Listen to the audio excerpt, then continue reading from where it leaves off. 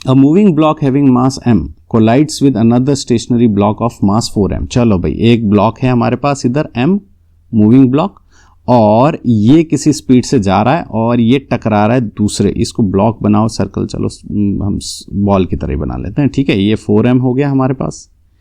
The lighter block comes to rest after collision, ठीक है भाई, लाइटर मींस ये m की बात हो रही है, वो रेस्ट में आ रहा है, मतलब इसकी फाइनल वेलोसिटी, इसको v1, इसको u1 बोल देते हैं, इसको u2 जो है हमारा स्टेशनरी है, तो u2 0 हो गया, और v1 टकराने के बाद जो v1 है हमारा ये 0 आ रहा है एज पर the question, okay. Coming rest to after collision, when the initial velocity of lighter block is v, चलो u1 हमारे पास v है, then value of coefficient of restitution direct निकालना, बहुत सिंपल क्वेश्चन है, तो law of conservation of momentum लगा देते हैं, ठीक है भाई।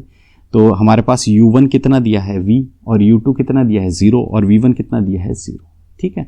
तो law of conservation of momentum क्या बोलेगा कि भाई मास इनटू वेलोसिटी पहले वाले की plus mass into m1u1 plus m2u2, ये बराबर किसके हो जाएगा, m1v1 प्लस m2v2। क्लियर है ये बात?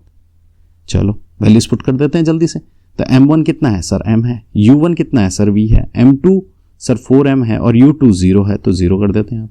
m1v1 ये भी 0 हो गया, प्लस m2 सर, m2 तो 4m है, और v2 सर हमें नहीं पता, v2 लिख देते हैं यहाँ पे।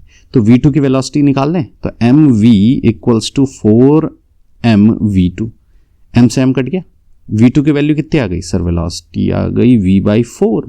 चलो बहुत बढ़िया है। अब हमारा कोफिशिएंट ऑफ रेस्टिट्यूशन का फॉर्मूला क्या है सर, कोफिशिएंट ऑफ रेस्टिट्यूशन मैंने बताया था क्या होता है, ये होता है relative velocity of separation upon relative velocity of approach.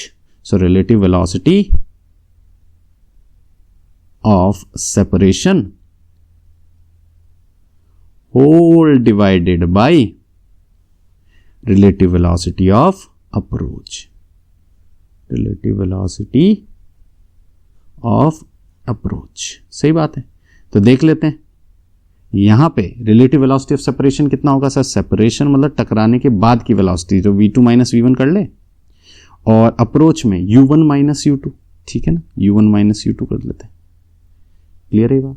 अब यहां पे हमारे पास v2 माइनस v1, v2 कितना है सर, 1/4 है v का, v/4 माइनस 0, u1 कितना है सर, u1 हमारे पास है v माइनस 0, करेक्ट सर। यहां पे नीचे u1 minus u2, obviously u1 जो है आपका ज्यादा होना चाहिए, तभी जाके तो रिलेटिव वेलोसिटी इतनी होगी और वो कोलिजन होगा, तो ये हो जाएगा 1/4। सो कोफिशिएंट ऑफ रेस्टिट्यूशन कितना आ गया, 0.25, दैट्स योर ई वैल्यू। देख लेते हैं कोई ऑप्शन में, बिल्कुल है ऑप्शन बी।